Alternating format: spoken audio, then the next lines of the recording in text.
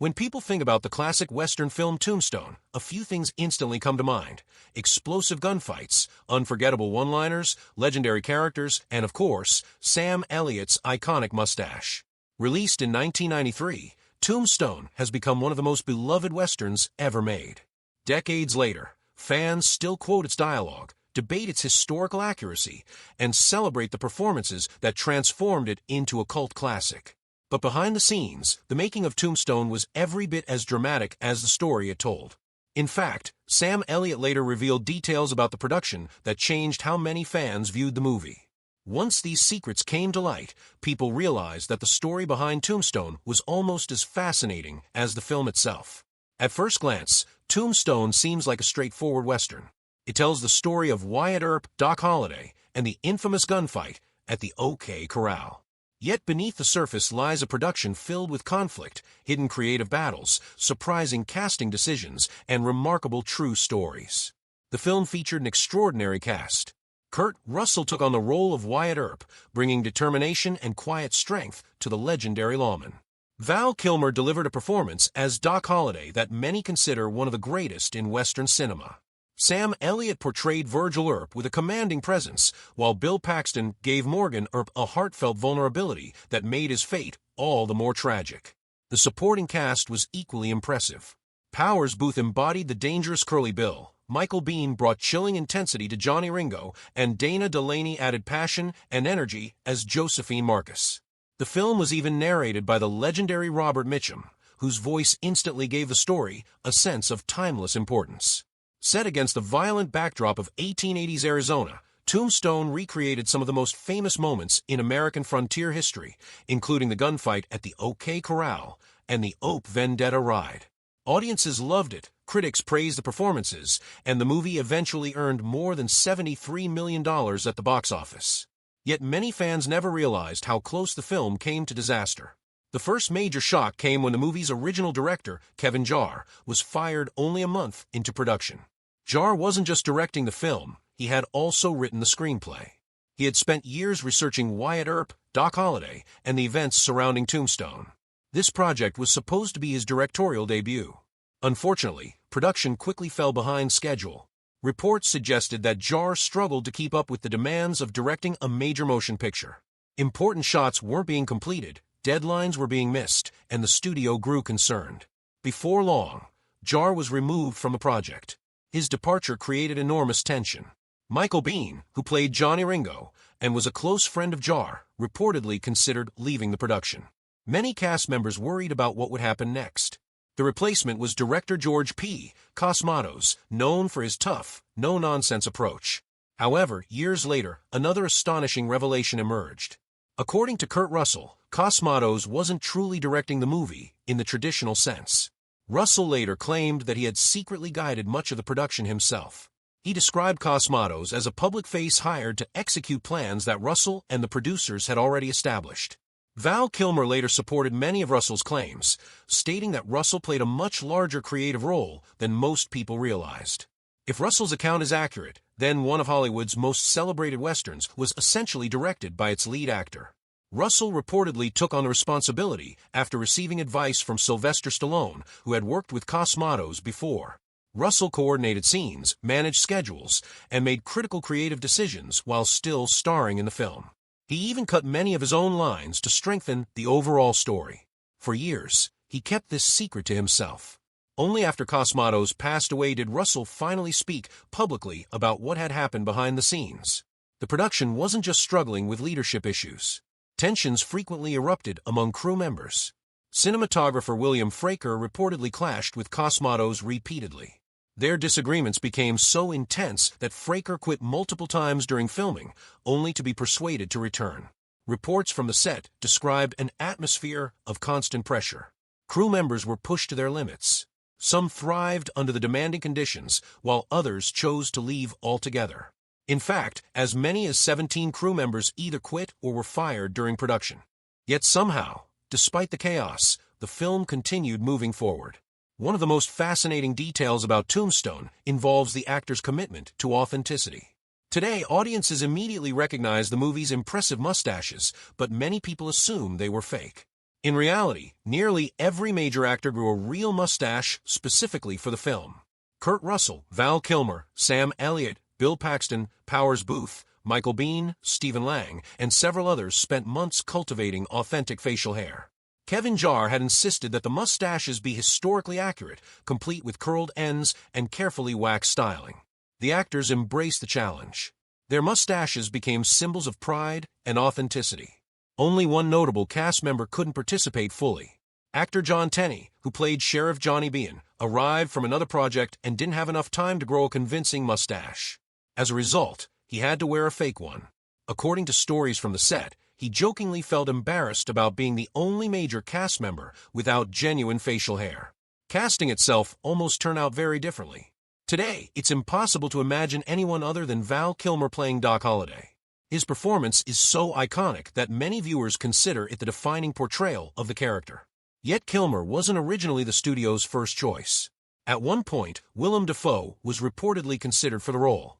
However, lingering controversy surrounding The Last Temptation of Christ allegedly made studio executives nervous. As a result, Dafoe never received the opportunity. Another intriguing rumor involves Johnny Ringo. Reports suggest that Mickey Rourke may have been offered the role before eventually passing on it. No one seems entirely sure why. Scheduling conflicts, creative differences, or simple lack of interest have all been suggested. Whatever the reason, Michael Biehn ultimately stepped into the role and delivered a performance that remains unforgettable. Of course, no discussion of Tombstone is complete without focusing on Val Kilmer. From the moment Doc Holliday appears on screen, he commands attention. Every line, every glance, every subtle cough contributes to a character who feels completely real. Kilmer immersed himself in historical research. He studied Holliday's background, speech patterns, habits, and documented descriptions. Historical accounts describe Holliday as intelligent, charismatic, deadly, and physically weakened by tuberculosis.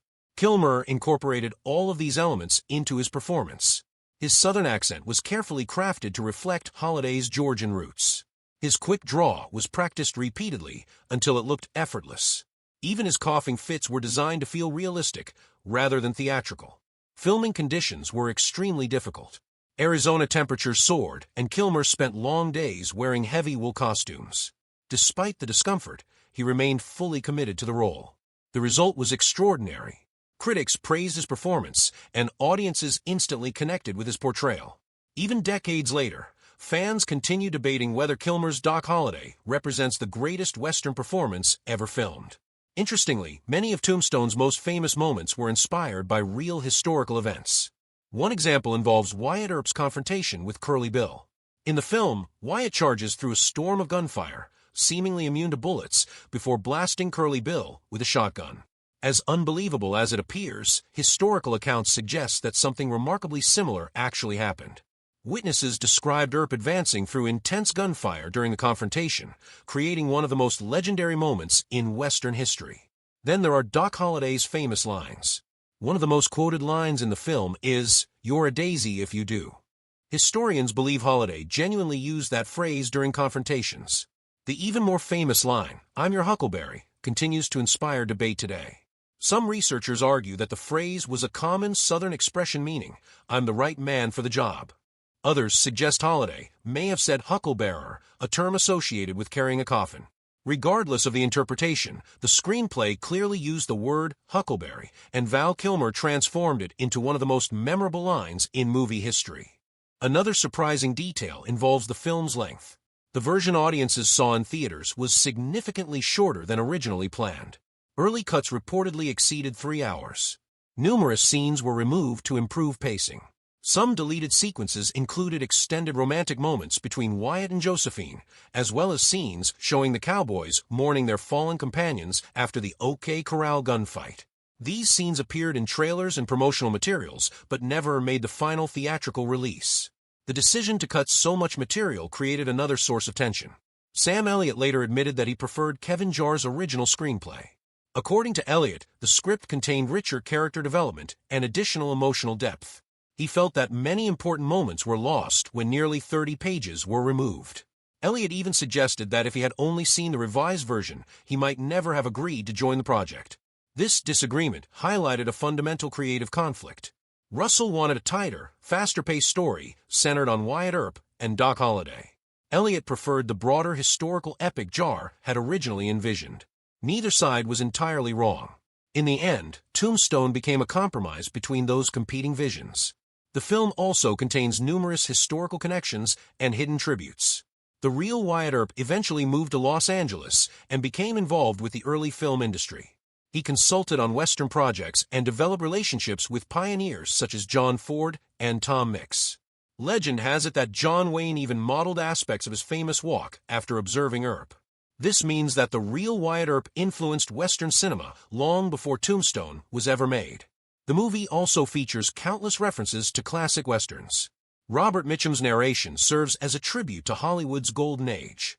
Veteran Western actors appear throughout the film, creating connections between generations of cowboy storytelling. Even the famous Lester Moore gravestone shown in the movie is based on a real tombstone located in Arizona. The inscription is genuine, though the version seen on screen was actually filmed using a replica.